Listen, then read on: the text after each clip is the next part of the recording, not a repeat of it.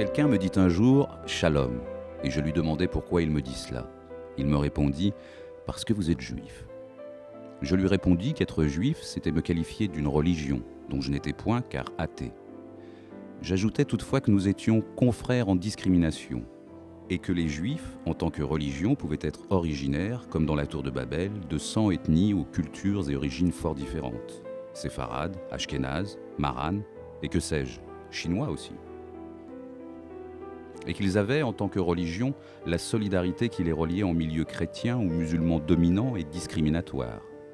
Être athée, ce n'est plus être juif, ni au plan religieux, ni au plan racial qui est inexistant. Quoique athée, quiconque voudrait me discriminer en me qualifiant de juif ne verra aucun démenti de ma part. De même s'il me qualifiait de musulman ou d'arabe, car démentir me mettrait en indignité envers mes frères, en humanité discriminée eux aussi. Aussi, restai-je solidaire à tous les discriminés, en m'assimilant à eux. Je suis né à Varsovie, quoique l'état civil m'ait déclaré dans le patelin où habitaient mes parents, Kozienice, le 18 mars 1922. Mon père était Schneider, tailleur. Et ma mère, elle était femme du foyer, avec 5 enfants, un enfant qu'elle a perdu, on restait 4. La boutique de mon père était située à la rue de Gelnay. Il travaillait à façon pour faire des vêtements qui lui étaient commandés par des grossistes, si je peux dire. Nous étions quand même dans un quartier yiddish et il y avait un concierge dans l'immeuble où nous habitions. J'ai gardé le souvenir. C'était un vrai antisémite, ce concierge. Un jour, je lui ai parlé de quelque chose. Il m'a filé une claque en me disant « on ne me parle pas ». Le peu que je lui avais dit, c'était qu'il peignait quelque chose, un mur, un bout de mur, et puis à un moment donné, il s'arrêtait en laissant un pan non peint, et je lui dis « et là ». Et je lui ai montré avec la main. Et là-dessus, il m'a filé une claque. Mauvais souvenir, bon enfin.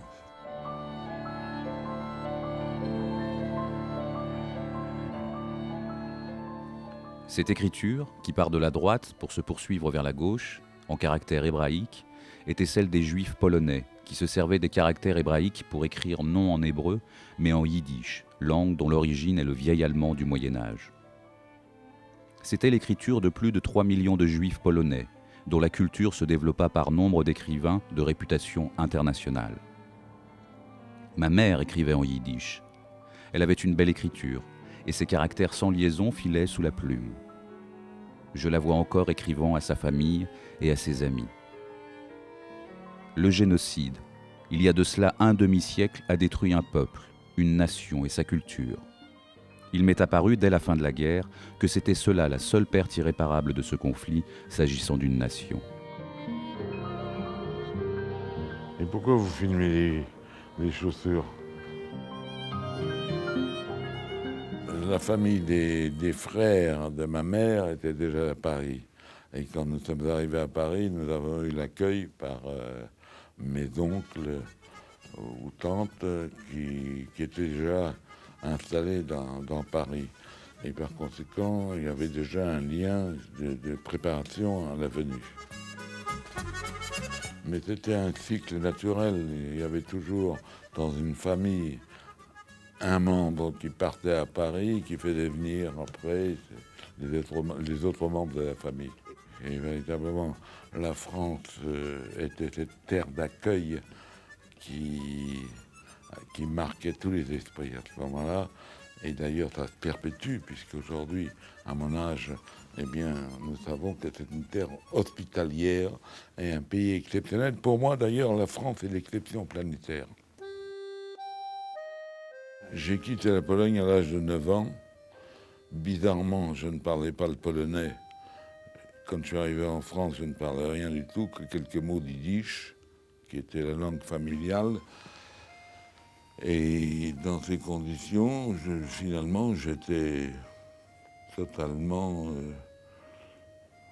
en dehors d'une vie culturelle, si je peux dire, parce que je ne lisais pas le yiddish non plus.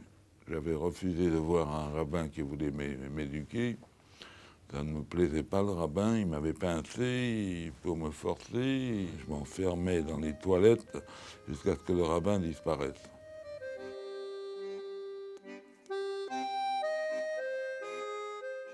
Je suis allé à l'école communale et bizarrement, dans les semaines qui ont suivi, je me mettais à parler français assez rapidement. J'ai passé mon certificat d'études avec mention bien au bout de 2 ans d'études en France.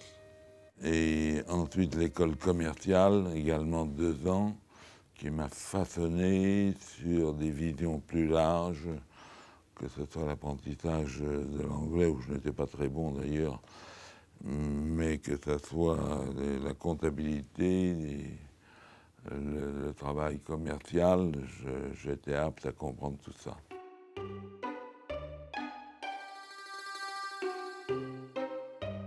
J'avais l'ambition d'apprendre à faire un pantalon, parce que j'avais un camarade d'école qui savait faire un pantalon, et moi je me demandais toujours comment on peut assembler le pantalon pour faire un pantalon fini.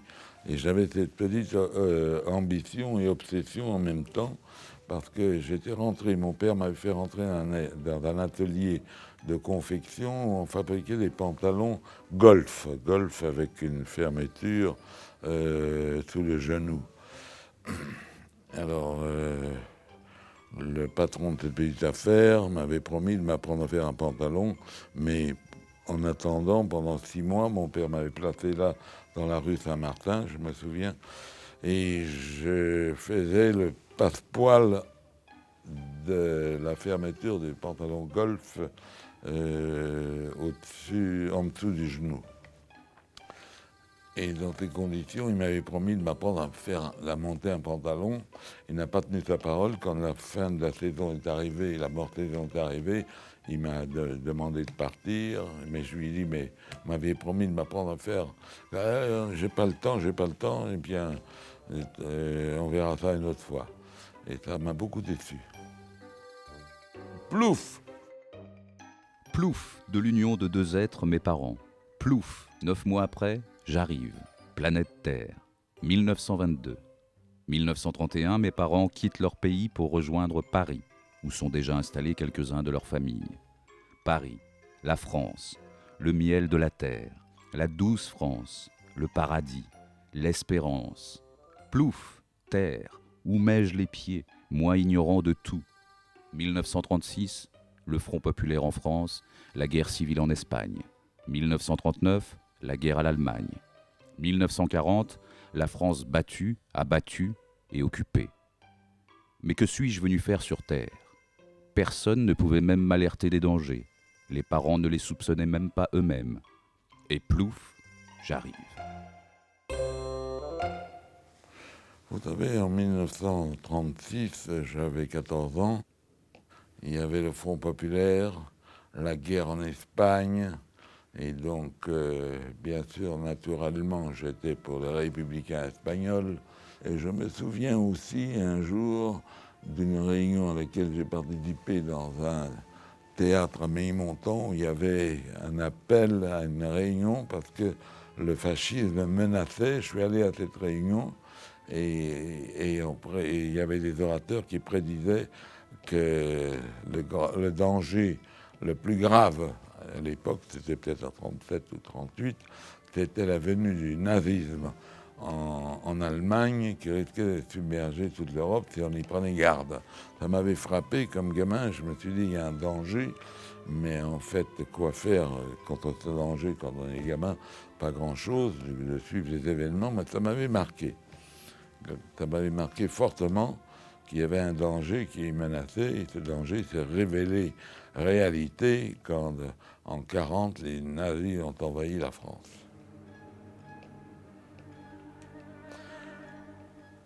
À partir de là, quand les nazis sont arrivés, il fallait survivre.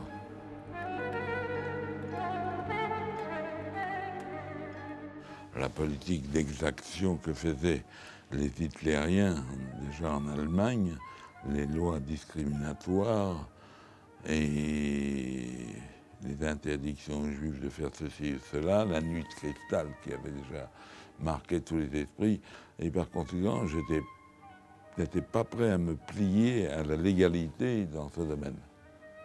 Et alors, à un moment donné, en tant qu'étranger, je n'étais pas encore naturalisé, ma naturalisation est arrivée après la guerre, et bien en tant qu'étranger, on m'a convoqué à la caserne des Tourelles, j'avais un certain nombre d'amis qui étaient convoqués, qui sont allés. Moi, immédiatement, j'ai pris le parti de la résistance de ne pas y aller. Et comme j'avais connu une jeune femme chrétienne qui était devenue mon amie, et j'ai quitté la maison pour m'installer avec elle dans un petit hôtel.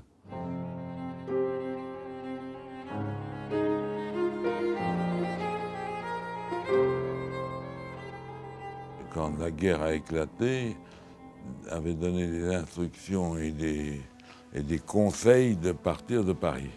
Mais c'était une espèce de discipline d'évacuation.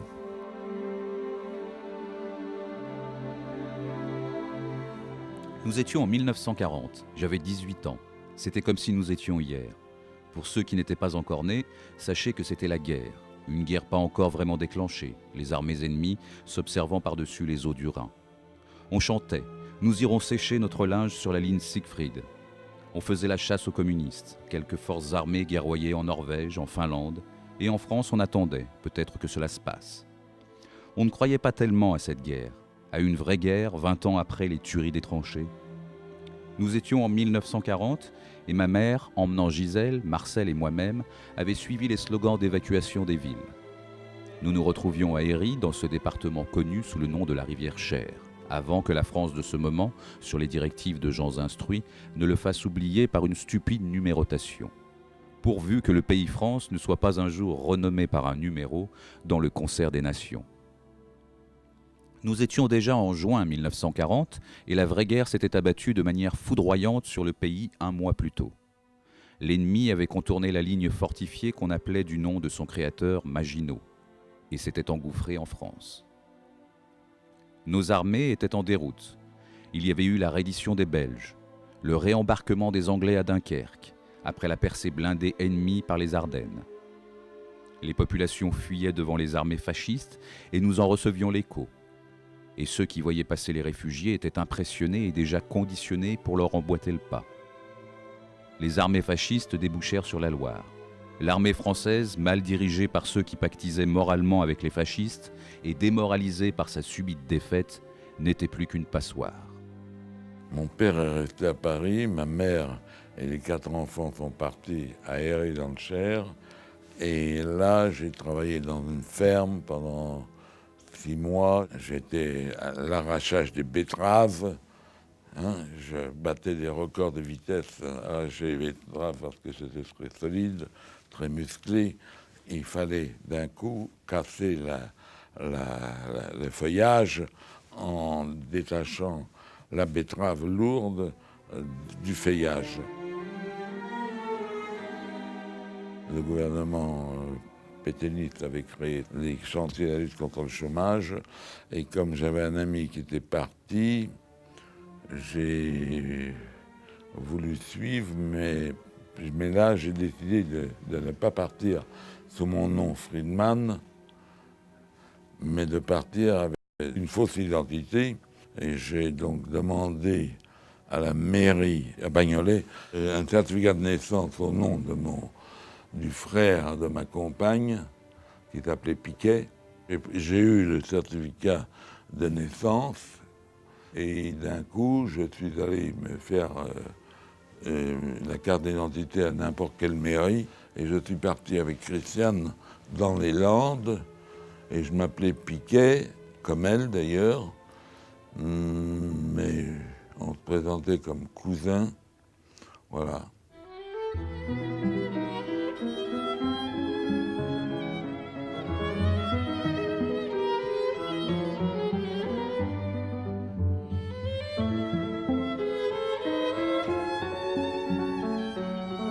D'abord, j'étais terrassier dans le chantier. On m'avait demandé si j'avais d'autres compétences. J'ai dit j'ai des études comptables, donc je peux rentrer dans le bureau. Et un jour, on m'a fait rentrer dans le bureau parce qu'ils avaient besoin d'un comptable. Enfin, il y avait plusieurs comptables. Et à ce moment-là, il y a eu l'énoncé d'une demande à tous les comptables de faire un plan pour ces chantiers. Il y avait peut-être 20 ou 40 chantiers créés en France à la lutte contre le chômage. J'avais fait un plan en balance carrée.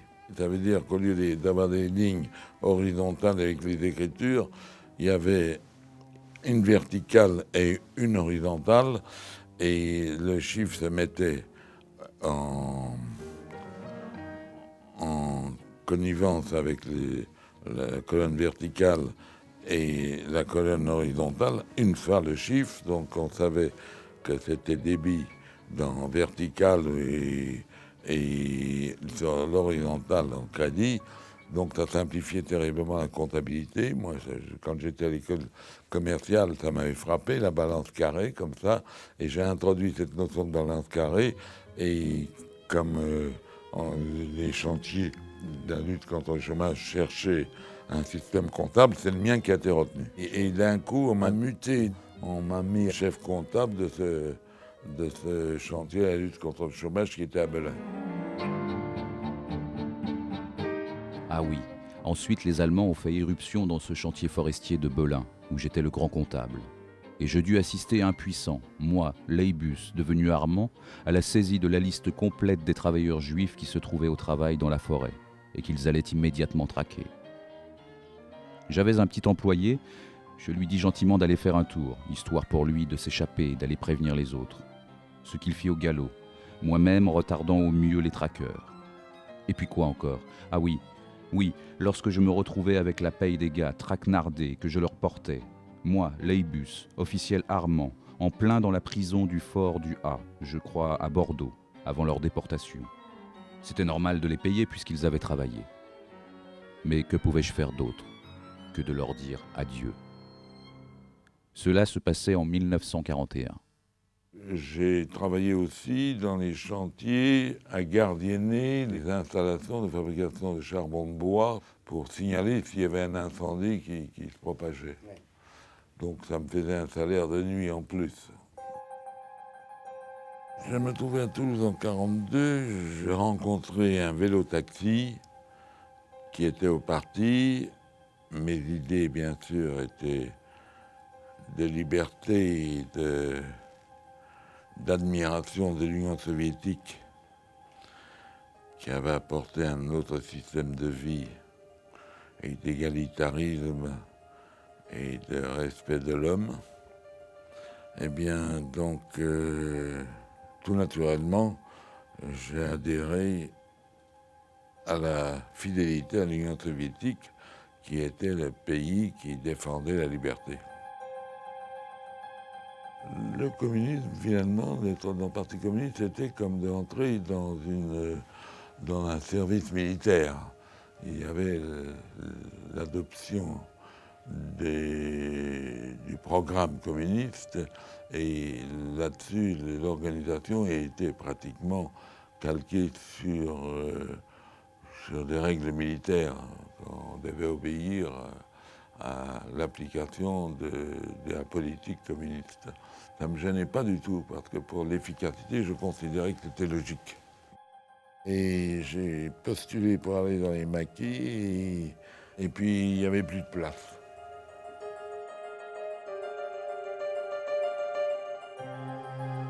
Les geôliers me guettaient, les chasseurs me couraient, la vie m'était hostile, un regard pouvait me trahir, un papier pouvait suffire. Agonie, agonie. Mais pourquoi cette traque ? À 20 ans, et tout craque. À peine vécu, ma vie s'enfuit. Agonie, agonie. Tous les jours la ruse, tous les soirs la gueuse. Prends garde, pas de mégarde. Agonie, agonie. De verre vêtu ils me prirent, de civil repu je m'en tire. La traque, la traque. Mes amis s'enfurent, ma famille s'en prirent. Disparu, disparu. Je mis du temps, mauvais temps, pour m'entendre ma vie perdue. À 20 ans, on me braque, pas normal que tout craque. À 20 ans, à 20 ans.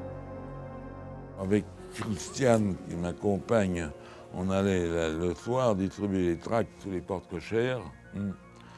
Et je faisais le relais avec.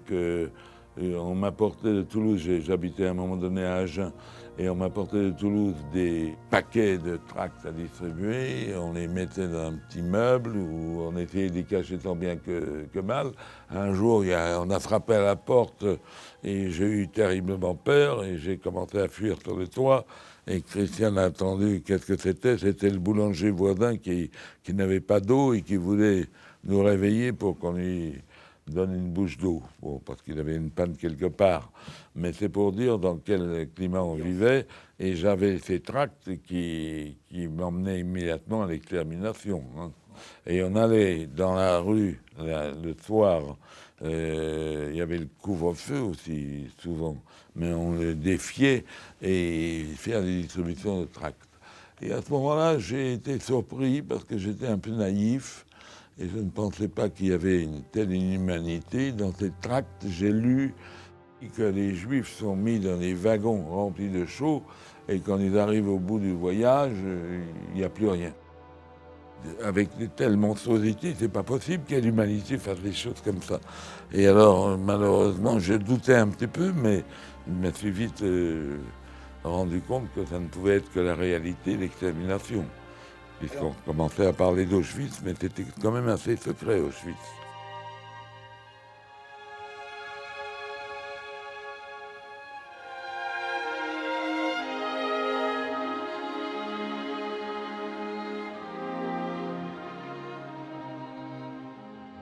Un jour, je voulais voir mon père qui était à Drancy, il avait été ramassé. Et vous avez mon texte, Allons, Gisèle, qui me racontait qu'il aurait pu le sauver, mais bon. Allons, Gisèle, ce n'est pas toi qui es cause de la mort de papa. Cela fait 40 ans que je te le répète. Cela fait 40 ans que tu essayes de me raconter, an après an, que tu t'es battu pour le sauver et que tu as échoué en cette fatidique année 1942. Et tu t'en accables et tu t'en désoles. Tu n'avais que 20 ans. Et dans ton inexpérience, tu as pourtant fait des choses extraordinaires. Elle s'est meurtrie en se culpabilisant toute sa vie, qu'elle n'a pas réussi à sauver papa, elle-même travaillant chez un fourreur qui travaillait pour l'armée allemande. Elle avait un Ausweis qui était valable pour sa mère. Elle entra comme piqueuse mécanicienne dans un atelier appartenant à des Allemands de Paris qui fabriquaient des vêtements fourrés destinés à la soldatesque. Elle parvint, grâce à ce poste et à l'intervention de son patron allemand, dans un premier temps à ce que papa reste 3 mois à Drancy et finalement à le faire libérer. Elle a sauvegardé ma mère parce que dans l'Ausweis, il y avait sa mère qui était compris. Le lien familial.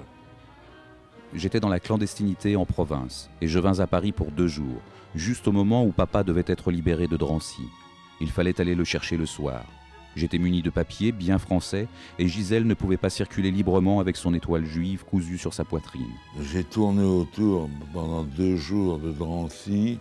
Je me souviens des immeubles, vaguement, mais je ne voyais pas quoi faire. Je n'ai pas rencontré quelqu'un avec qui je me sentais en état de parler sans prendre de risques. J'y allais avec Christiane. On nous dit qu'il venait d'être libéré, mais transféré à la préfecture de police à cette fin. Je quittais Paris le lendemain pour retourner je ne sais plus où.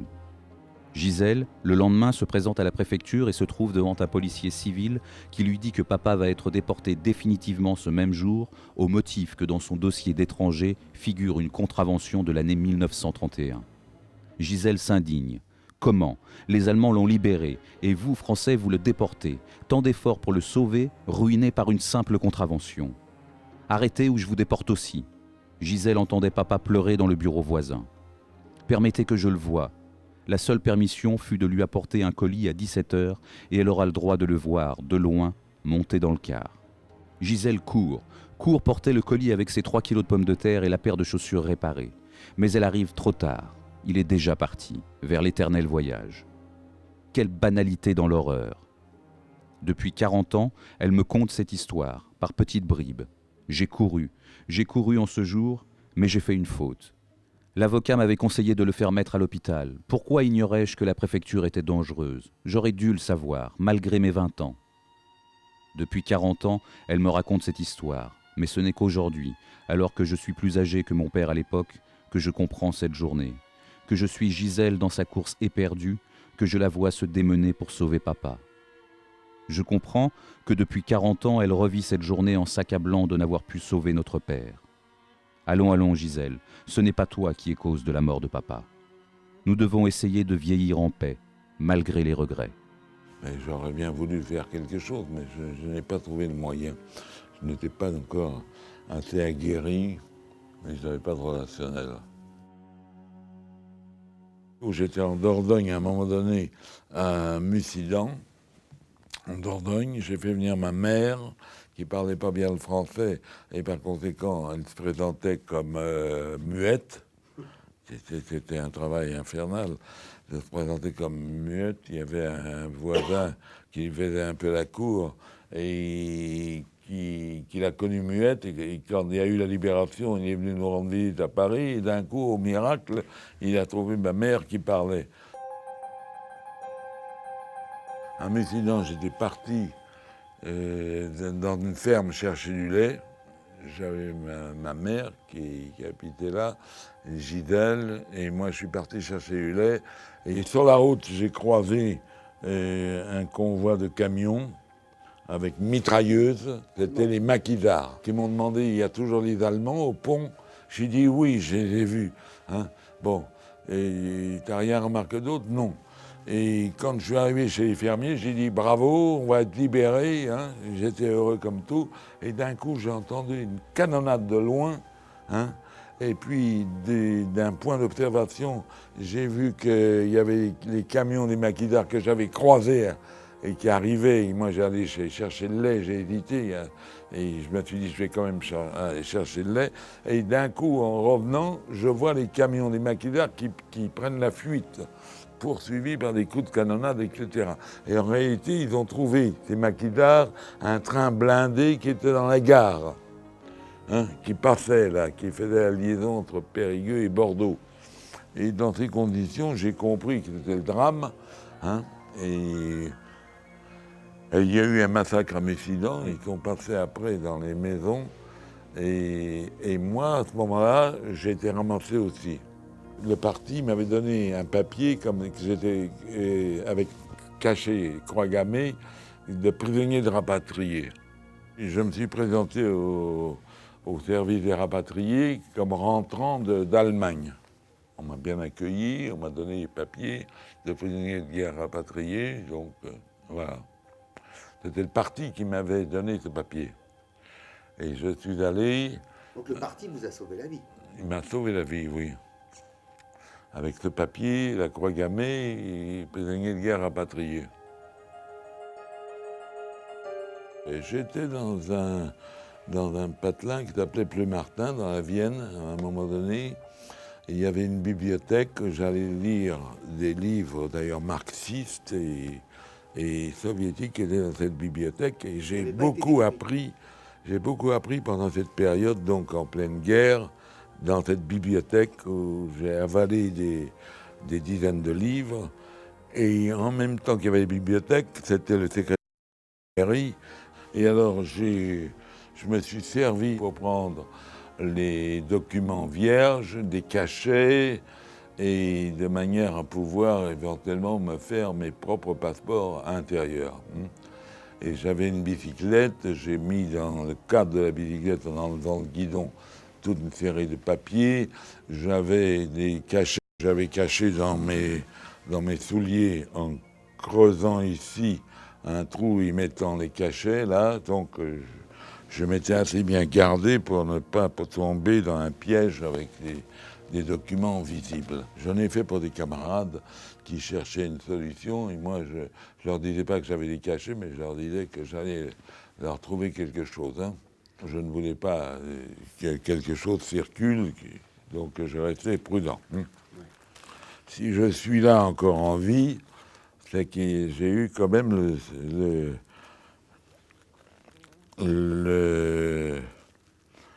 les précautions nécessaires à ne pas trop parler ni trop me montrer, même quand je voulais aider un camarade. Hein. Et je disais que j'avais une relation, mais c'était pas moi. Hein. Il fallait se méfier des gens qui parlent trop. Et c'est sans doute pour ça, il y a tellement de gens qui ont disparu pour une bêtise ou n'importe quoi, de se faire remarquer. Et si je suis en vie encore, c'est grâce à ces prudences que j'avais.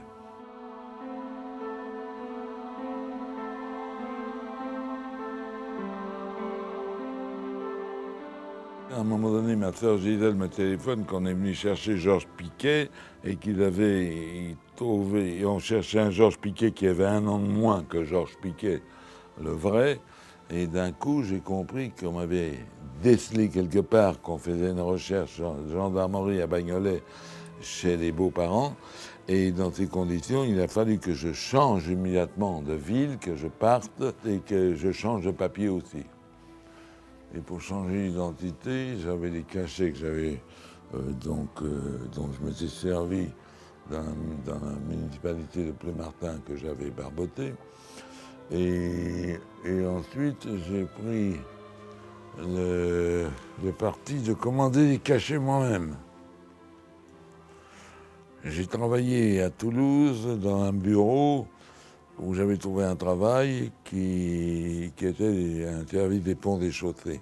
Et je me suis fait un papier avec des cachets pour donner un caractère un peu officiel.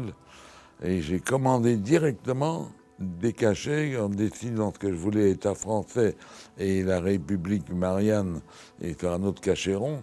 Hein. Et je suis allé chez un imprimeur, un libraire qui faisait imprimerie, pour lui dire, voilà, mon oncle de Herry, dans le Cher, me demande des cachets. Voilà, j'ai une lettre là de mon oncle, et il a vu des cachets, mais sur la première page, et la deuxième page, est ton oncle, le maire de Herry. Et curieusement, il a fait faire les cachets, et je me demande si c'était pas de connivence, finalement. Et en tout cas, 2 jours après, j'étais avec Christiane, on a tourné autour de cet imprimeur pour voir s'il n'y avait pas... Il nous avait donné rendez-vous 2 jours après, qu'il aurait les cachets. Et donc, on a vu qu'il n'y avait personne dans la boutique. Christiane est entré, il lui a donné les cachets qu'on a payés. D'un coup, j'avais très officiellement des cachets. J'avais fabriqué mon arsenal à faux papier.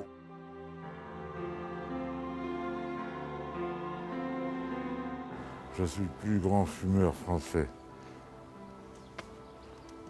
Et ça m'entretient dans une grande forme, puisque je n'étais jamais malade, rien du tout. Donc c'est le tabac qui me protège. Et en plus, c'est un euphorisant banalisé qui vous rend toujours de bonne humeur, agréable, en compagnie et tout. La cigarette qui est tellement galvaudée maintenant.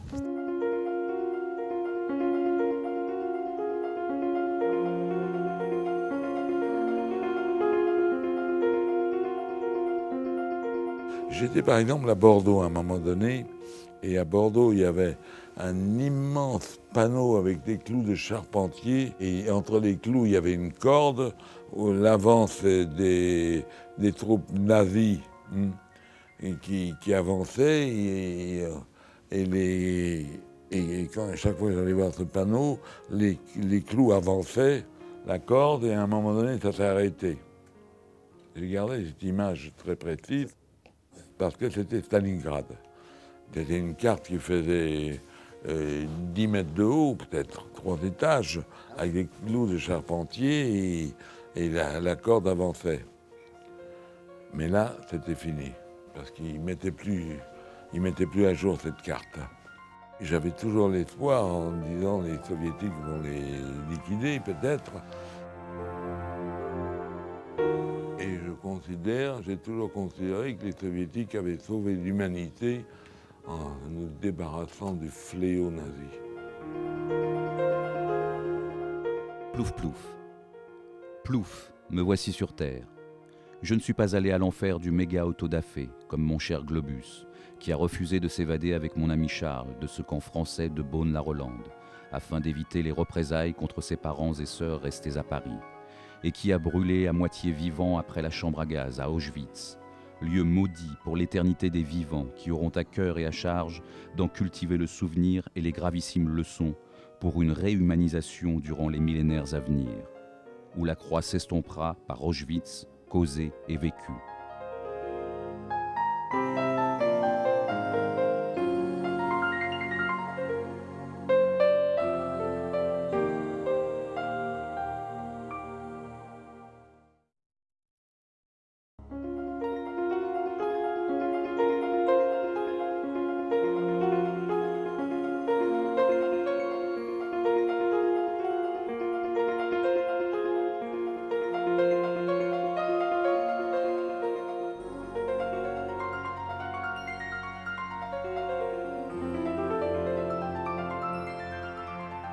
J'avais un ami qui s'appelait Stigold.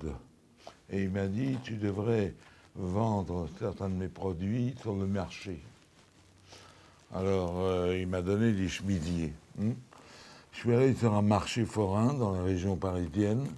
Et au bout de la journée, j'avais vendu un chemisier. Donc, c'était le désastre. Le désastre. Ma sœur Gisèle avait trouvé des produits qui étaient des stocks américains, des bâches pour faire des tentes.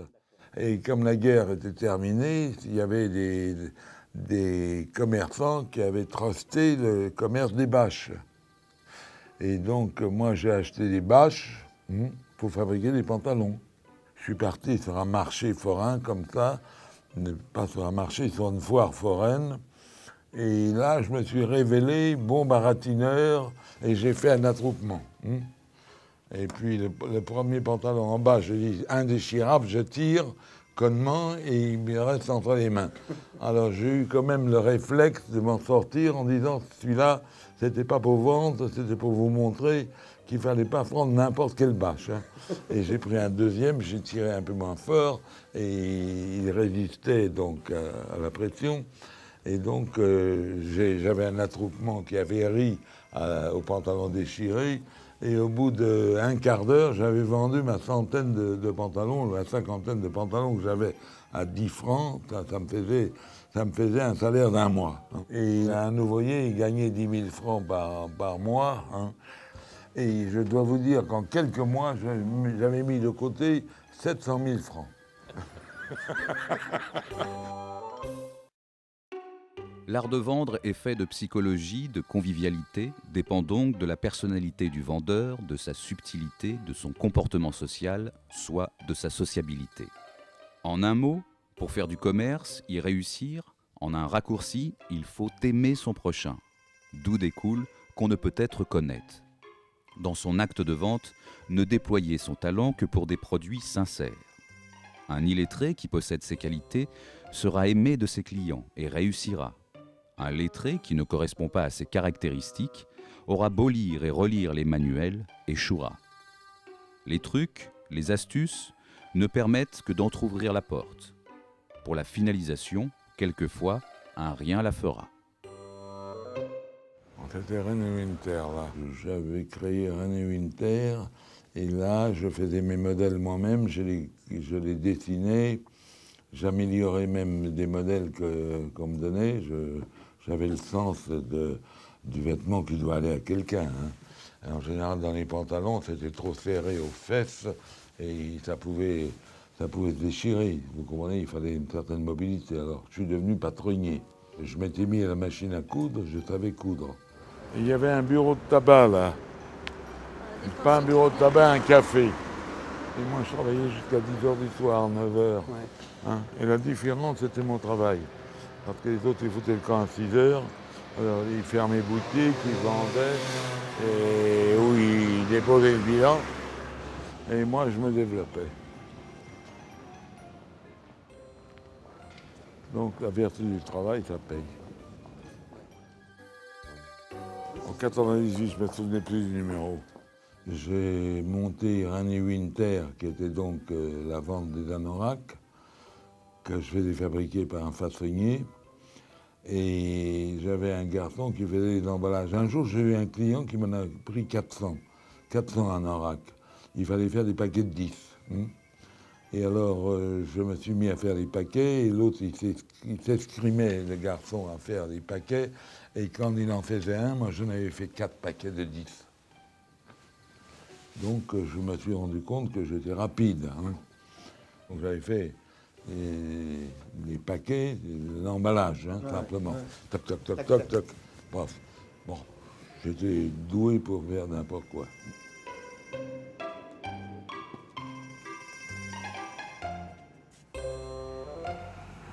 Là où j'étais, moi, c'est à la place de celui-là, 3e étage.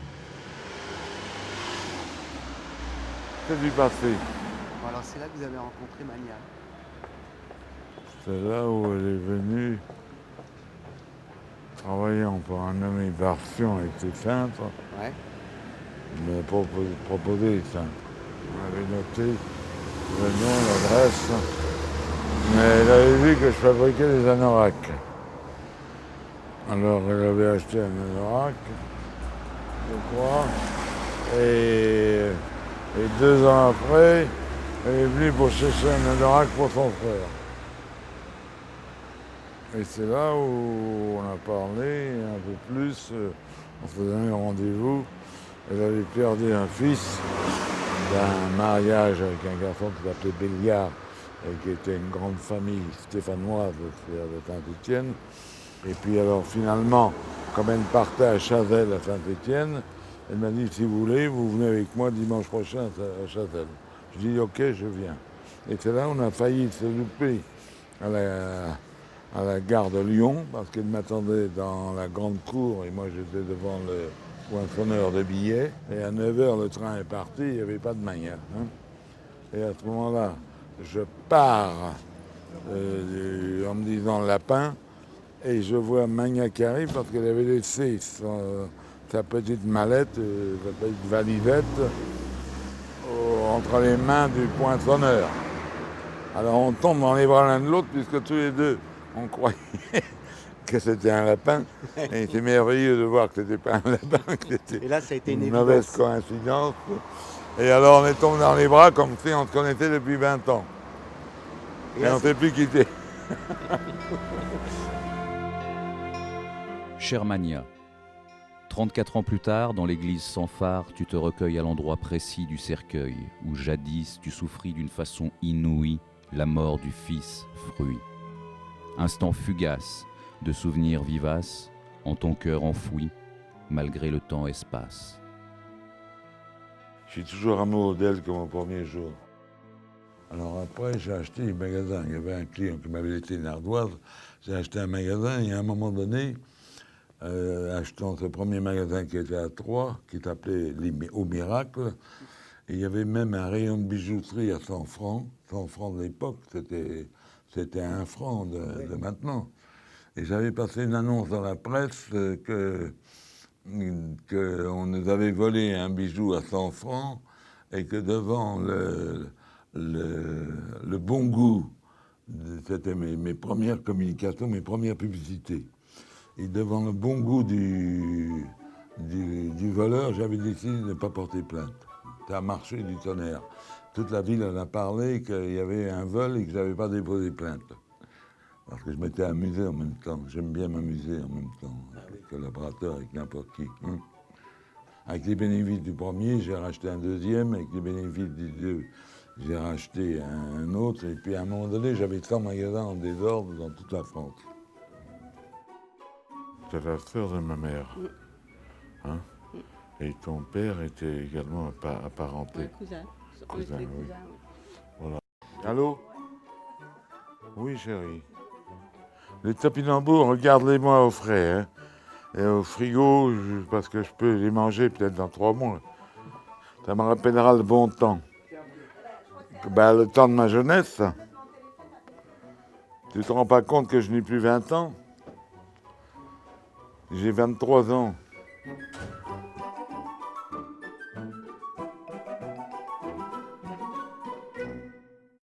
Et j'ai racheté la grande maison de Blanc. Ça, c'était une aventure majestueuse. Je l'ai acheté en payant un terme, mais ils ont voulu le racheter eux-mêmes. Ils avaient changé d'avis quand ils m'avaient vendu, et donc ils m'ont versé une indemnité de 150 millions de l'époque pour reprendre leur liberté. Et ces 150 millions, il y avait 75 millions qui partaient à mon associé Roger Bessard qui m'avait présenté les magasins réunis. Et à partir de là, j'ai eu 75 millions qui m'ont permis des développements majestueux. Et c'est comme ça que j'ai racheté les grands magasins à Réaumur, qui représentaient 10 000 mètres carrés dans Paris, rue Réaumur, qui aujourd'hui sont morcelés, divisés. Mais les immeubles, j'avais pas racheté les immeubles, j'avais racheté le fonds de commerce. Et là, j'ai connu une explosion. Je pars très tard le soir, après une journée trop remplie. Il est 22h. En face de moi encore 3 collaborateurs. Heureusement que je ne leur impose de tels horaires qu'une fois par semaine. Au fil des heures, fatigue ou tension aidant, mon impatience s'étend car je voudrais partir. Maniouche va me revoir à quelle heure à Paris? Minuit ou 1h du matin? Je m'emballe, accélère tous mes vis-à-vis et pensant en avoir presque terminé, j'appelle le chauffeur pour mettre en malle tous mes dossiers sur le sol épars. Brave Martial, qui accourt, prépare la malle, s'agenouille sur le sol pour compiler les dossiers épars, commence par les tapoter pour les aligner bien au carré. Je lui crie, tout dans la malle, pas une seconde perdue qui m'aille. Martial, confus, tout en vrac, emballe, et moi je lui claironne, productivité, productivité, c'est notre sort, c'est notre bataille. C'est fini, cher Martial, le temps du bonheur perdu, le temps de la tribu. On pêchait, on chassait, on cueillait, on dansait, on s'amusait.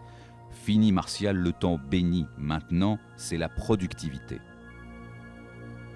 Moi, je vous précise que je n'ai pas renouvelé ma carte parce que je considérais que j'avais pris une ampleur qui n'était plus compatible avec l'appartenance au Parti communiste. Ça me posait un problème personnel. Être au Parti communiste, il faut être prolétaire ou artisan, mais à partir du moment où j'avais racheté cette affaire, même si j'avais obtenu des crédits à long terme, c'était une grosse affaire avec 50 succursales Dralux. Dralux, c'était du textile. Je considérais qu'à un certain stade de développement, se présenter comme communiste, ça devient une espèce de paternalisme. Ce n'est plus très bon. Hein. Je devenais capitaliste, là. Un assez grand capitaliste, déjà, tout de suite. C'était la volonté de gagner ma vie, de pouvoir mener... parce que finalement, l'argent, je méprise l'argent personnellement, mais c'est une liberté. Vous n'avez pas le rang, vous n'êtes plus libre de rien. Et d'être propriétaire, d'avoir de l'argent, vous êtes libre. Mais continuer à être au Parti communiste, à ce moment-là, ce n'était plus l'harmonie. Pincement de cœur à chaque enchère, à gauche, à droite, à gauche, au centre, et le coup de marteau finalise ce pincement au cœur par un sentiment de regret. Enchère, enchère, règne de l'argent et de la compétition, règne de l'accaparement et de l'appropriation, éducation malsaine faite par l'argent. Enchère, enchère, course de chevaux, loto, casino, comment gagner, s'approprier, dominer. Ah, quelle société! Mais où est donc l'humaine humanité, aimante et solidaire, fraternelle et humanitaire, dans ce monde où l'argent transforme l'homme et lui donne des pincements de cœur dans une lutte faite de heurts? Mais ils sont là, des centaines, captivés, galvanisés, compétités. Et moi, je fuis, horrifié.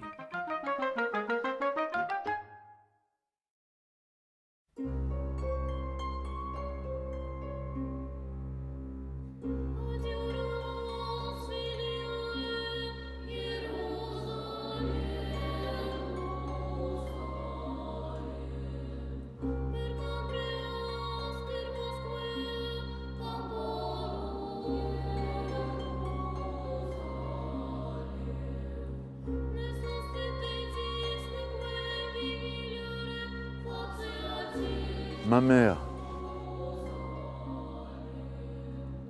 est morte en 72, elle avait 78 ans.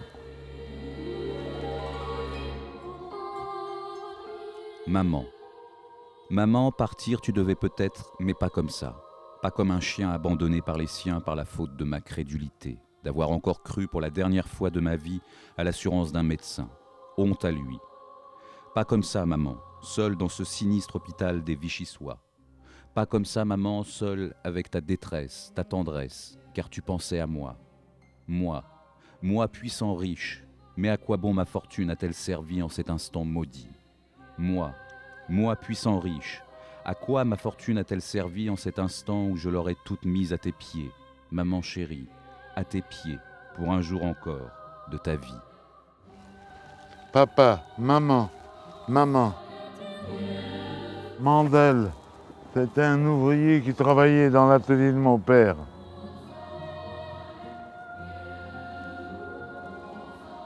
Waldman, quand nous sommes arrivés à Paris, c'est mon cousin là qui m'a trouvé le premier appartement rue des Amandiers. C'est lui qui m'a installé dedans, qui l'avait réservé pour moi.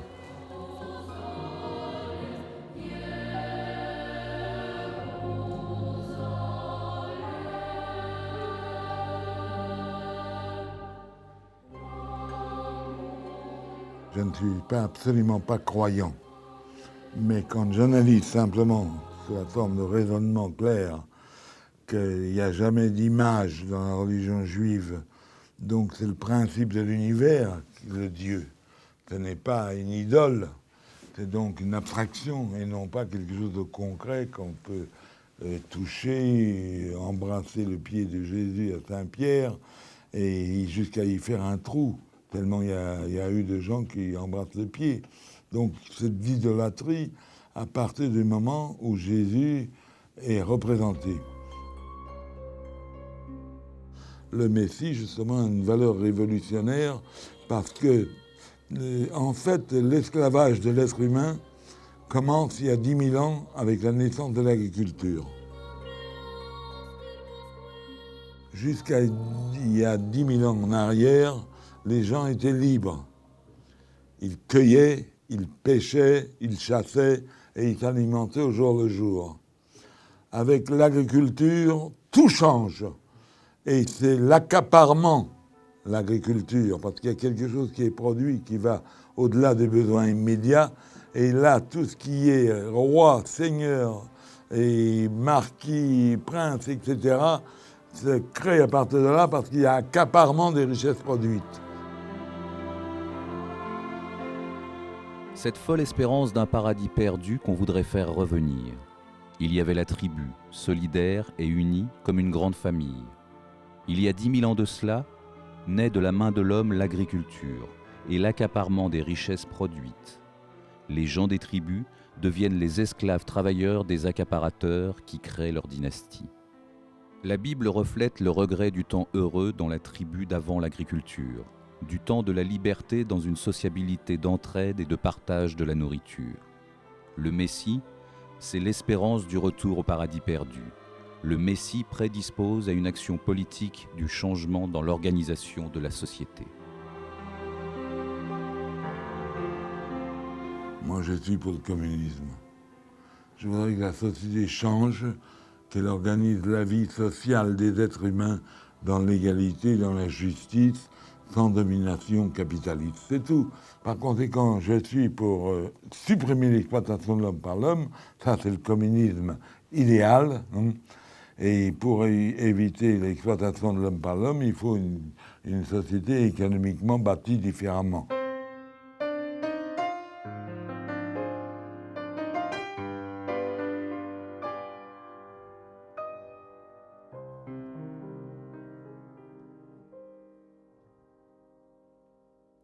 Là, à un moment donné, je pensais créer un parti nouveau qui résolve les problèmes de la société. J'avais les statuts dans un de mes tiroirs. Je pensais créer un parti, mais c'était une tâche surhumaine, finalement. Ich will bei euch a kasche freien, sagt mir, wer es kennt, mit welcher Teire vermeidens, wünscht Gott alle Men. Man kauft es nicht für keine Geld, das gibt man nur, es ist. Ohne wenn man verliert, das wie Futter man vergisst. A zweite gibt man keinem nicht, es hilft nicht keinen Gewinn.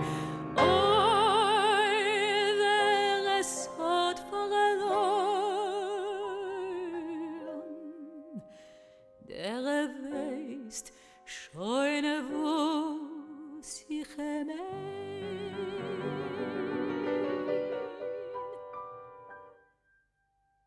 A jüdische Mame, es gibt nicht besser der Welt.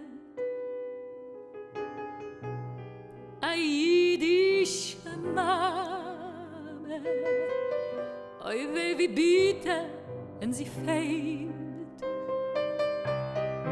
Oi wie lichtig und schön, weiß, wenn die Mama ist so.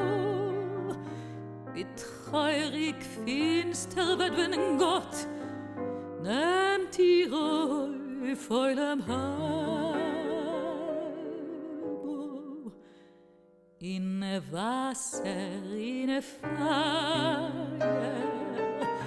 soll sie gelaufen vor ihr Kind, nicht halten ihr Teier, das ist gewiss die größte Sinn.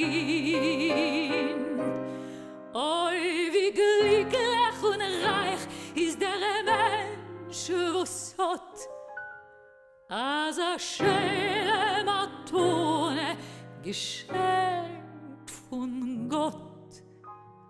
Nur ein altitschke jüdische Mama.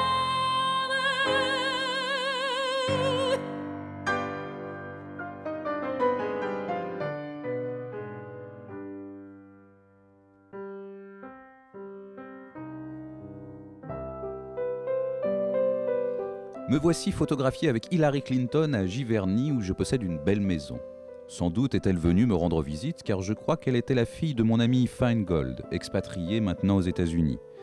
Et lorsqu'il venait en France, je faisais sauter sur mes genoux la petite Hillary qui, si j'en crois mes souvenirs, était la fille de Feingold. Pourtant, cette présentation me gêne car la qualité d'origine juive que je lui attribuerais ainsi pourrait aux États-Unis lui porter un préjudice. Ce fut le cas de Madame Albright, ministre des Affaires étrangères du président Clinton, qui est d'origine tchèque, et elle a mis pas mal de temps à reconnaître qu'elle était aussi d'origine juive. Mais par ailleurs, évitant ainsi cette comparaison, je pense tout simplement que je l'ai rencontré lors d'un de ses passages à Giverny pour une visite de M. Van der Kant, conservateur du musée de Claude Monet à Giverny. Et en la voyant passer, accompagnée de gentlemen, genre attaché-caisse, tous vêtus d'un costume strict bleu marine, je l'ai saluée au milieu d'une cinquantaine de Givernois. Je l'ai applaudie chaleureusement, elle m'a répondu par un charmant « Hello ». J'applaudis plus fort, elle me redit plus fort « Hello ». J'applaudis encore plus fort et elle me dit une nouvelle fois « Hello », ce qui m'incita à la suivre jusqu'à la maison de M. Van der Kant. Mais où en suis-je? Qu'est-ce que j'invente? Ma mémoire vacille. Est-elle véritablement la fille de mon ami Feingold, fillette que je faisais sauter sur mes genoux? Ou seulement ai-je été marqué par les 3 hello qu'elle me dispensait et qui me firent la suivre jusqu'au musée Monet, où j'eus l'avantage de pouvoir m'entretenir avec elle pendant près d'une demi-heure? Au stade où j'en suis, moi-même je m'embrouille. Et vous, cher lecteur, vous pouvez avoir une préférence, mais quelle idée avez-vous de la réelle réalité?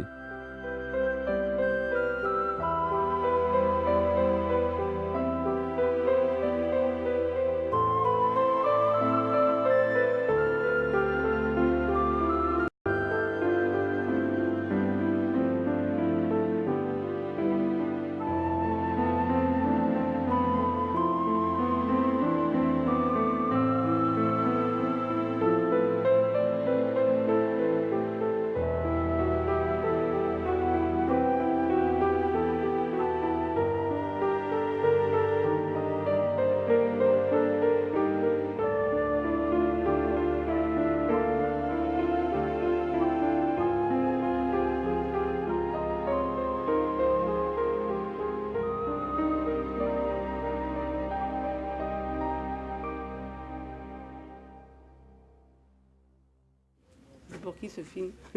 À quelle occasion tu filmes? Pourquoi? Ma vie. Ah, d'accord. C'est bien. Oui.